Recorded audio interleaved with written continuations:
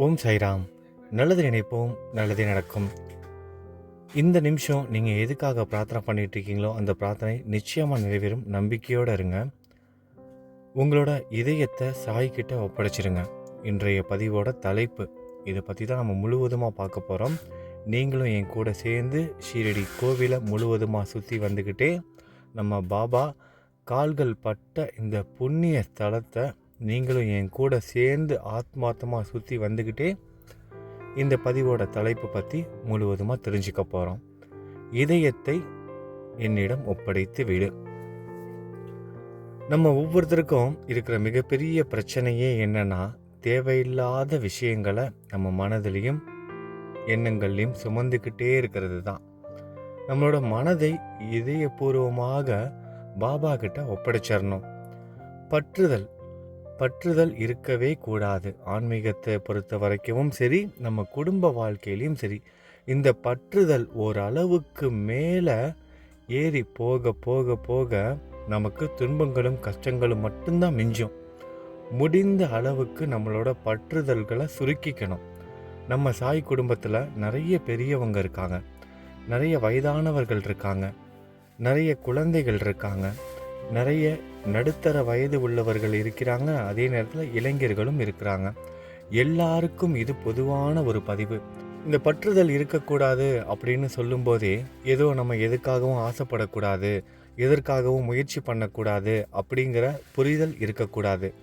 நம்ம ஆசைப்படுவதற்காக, அதை அடைவதற்காக முயற்சிகள் செய்யலாம்.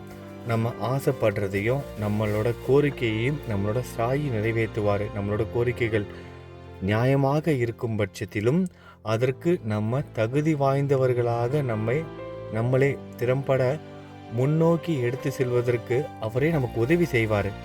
தகுதியையும் வளர்த்து கொடுத்துருவார் நம்மளோட சாயே. நம்ம ஆசைப்பட்டதையும் நிறைவேற்றி கொடுப்பாரு. அதை பற்றி எந்த ஒரு கவலையும் வேணாம். ஆனால் அதே நேரத்தில் பற்றுதல் இருக்கக்கூடாது. நிறைய நண்பர்களுக்கு, நிறைய பக்தர்களுக்கு இருக்கிற மிகப்பெரிய கவலையே என்னென்னா, இவங்க என்னை பற்றி தப்பாக பேசுகிறாங்க, என் குடும்பத்தில் இருக்கிறவங்களே என்னை மதிக்க மாட்டாங்க, என்னோட உறவினர்கள் மதிக்க மாட்டாங்க, என் பேச்சை கேட்க மாட்டாங்க. இந்த மாதிரிலாம் எண்ணங்கள், முக்கியமாக வயதானவர்களுக்கு அந்த எண்ணங்கள் ரொம்ப அதிகமாகிரும். அதுவும் ரிட்டையர்ட் ஆகிட்டாங்க அப்படின்னா, அவங்க வேலைக்கு போகாமல் ரிட்டையர்ட் ஆகிட்டாங்கன்னா அவ்வளோதான், முடிஞ்சது. நார்மலாக யார் எது பேசுனாலும் அவங்களுக்குள்ள அந்த தாழ்வு மனப்பான்மை இயற்கையாகவே வந்துடுது. 98% பேருக்கு இந்த பிரச்சனைகள் இருக்குது. நல்லா புரிஞ்சுக்கோங்க. இந்த ரிட்டையர்மெண்ட், இந்த ஓய்வுங்கிறது உங்களுக்கு இந்த குடும்ப வாழ்க்கையில் இருந்தும் தான். நீங்கள் இத்தனை நாள் எல்லாருக்காகவும் ஓடிட்டீங்க, உழைச்சிட்டீங்க. அது ரிட்டையர்மெண்ட் அப்படிங்கிறது வேலைக்கு போகிறவங்களுக்கு மட்டும் கிடையாது, வீட்டில் இருக்கிற பெண்களுக்கும் இது பொருந்தும். வயதான பெண்மணிகள் இந்த பதிவை கேட்டுட்ருப்பீங்க. வயதான அம்மாக்கள், உங்களுக்கும் இதே தான். உங்கள் குழந்தைங்களை வளர்த்து ஆளாக்கிட்டீங்க, அவங்க ஒரு கட்டத்து வரைக்கும் கொண்டுட்டு வந்து விட்டுட்டிங்கன்னா அதுக்கப்புறம் அவங்களோட வாழ்க்கையை அவங்க பார்த்துக்குவாங்க. எல்லாருக்கும் பிரச்சனைகளும் சங்கடங்களும் இருந்து கொண்டே தான் இருக்குது. இதில் யாருமே இதில் விதிவிலக்கு கிடையாது. நீங்கள், நான், நம்ம யாருமே இதுக்கு விதிவிலக்கு கிடையாது. எல்லாரும் அவங்கவுங்களோட வாழ்க்கையில் ஒரு சில சங்கடங்களை அனுபவித்து தான் அதுக்கப்புறம் மீண்டு வந்துக்கிட்டு இருக்காங்க. இதுதான் உலக நியதியும் கூட.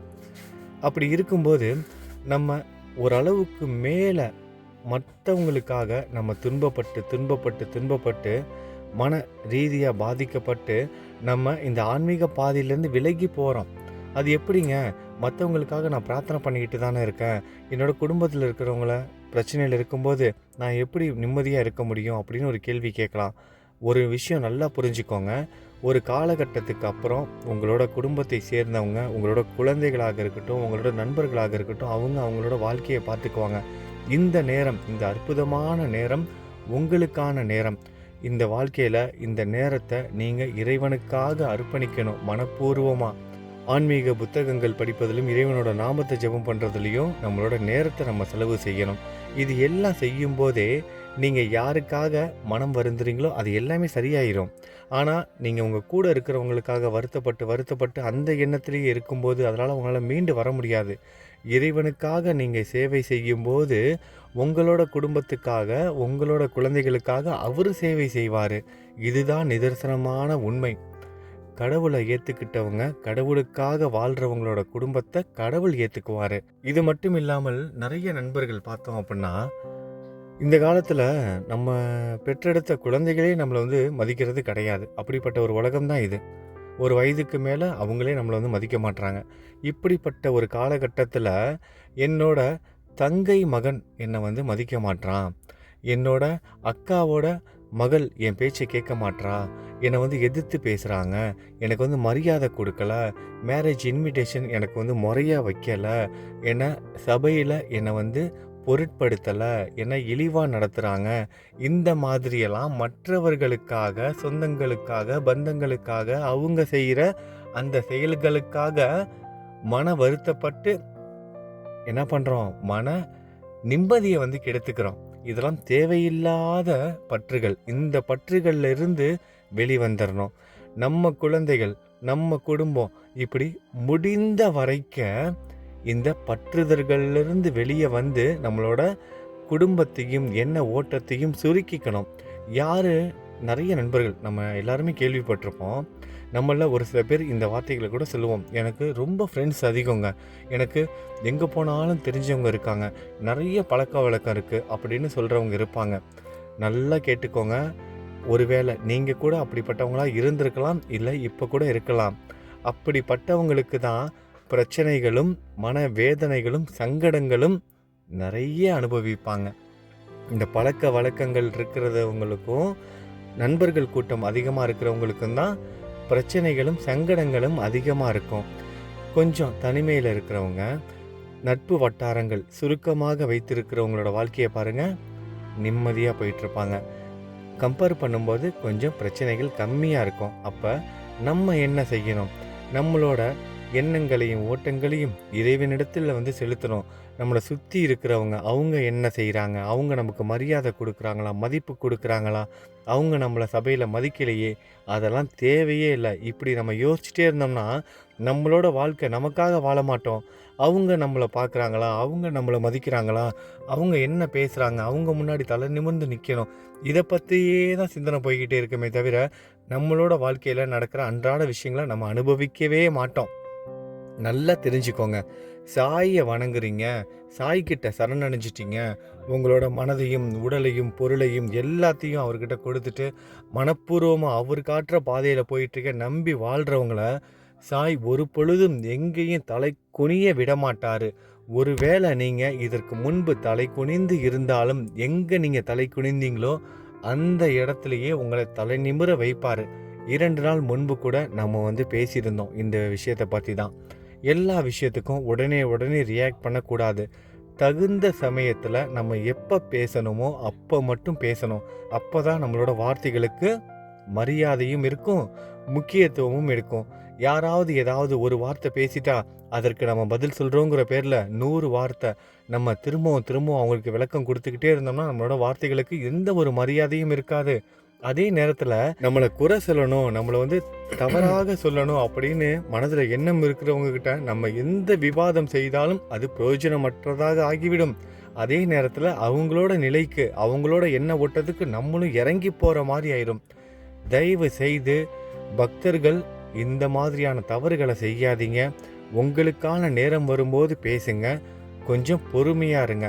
சாயோட பக்தர்களுக்கு பொறுமை ரொம்ப ரொம்ப முக்கியம். நம்ம இதை பற்றி தான் கடந்த 2 நாட்களாக பேசிக்கிட்டு இருக்கோம். குடும்பத்திலையும் சரி, உங்களோட வாழ்க்கை துணைக்கிட்டையும் சரி, பொறுமையை கடைபிடிங்க.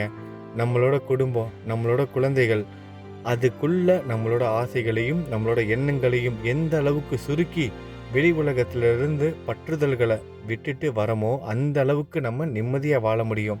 அதே நேரத்தில் நம்ம யாரும் ஞானிகளும் குடும்ப வாழ்க்கையை விட்டுட்டு சன்னியாசியாக போக போகிறவங்களும் கிடையாது. இந்த குடும்ப வாழ்க்கையில் தான் வாழ போகிறோம். இந்த மாதிரியான சங்கடங்களை நம்ம எதிர்கொண்டு தான் ஆகணும். வரும் பிரச்சனைகள் வரும். நம்ம சும்மா இருந்தாலும் நம்மளை சீண்டி பார்ப்பாங்க. இந்த கலியுகம் அதுதான் செய்யும். ஆனால் நமக்கான நேரத்தை நம்ம சாய் ஏற்படுத்தி கொடுப்பாரு. எங்கெல்லாம் நம்ம தலை குனிந்தோமோ அந்த இடத்துலையும் தலை நிமிர வைப்பார். ஆத்மார்த்தமாக நம்மளோட இதயத்தையும் மனதையும் சாய்கிட்ட ஒப்படைப்போம். எல்லாமே நல்லதாகவே நடக்கும். இன்றைக்கி நம்ம சாய் குடும்பத்தில் அஸ்வின் தம்பிக்கு 18வது பிறந்தநாள். அஸ்வின் தம்பிக்கு நம்ம எல்லாரும் பிறந்தநாள் வாழ்த்துக்கள் சொல்லிக்கலாம்.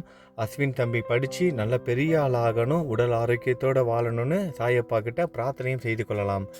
அடுத்ததாக நம்ம சாய் குடும்பத்தை சேர்ந்த பூங்கொடி சகோதரிக்கு 41வது பிறந்தநாள். பூங்கொடி சகோதரி அவர்களுக்கும் நம்ம பிறந்தநாள் வாழ்த்துக்கள் சொல்லிக்கலாம். அவங்களோட உடல் ஆரோக்கியத்திற்காகவும் நம்ம எல்லாரும் பிரார்த்தனையும் செய்து கொள்ளலாம். இவங்க மட்டும் இல்லாமல் இன்றைக்கி வேறு யாரெல்லாம் பிறந்தநாள் கொண்டாடுறாங்களோ நம்ம சாய் குடும்பத்தில், அவங்க எல்லாருக்கும் பிறந்தநாள் நல்வாழ்த்துக்கள்.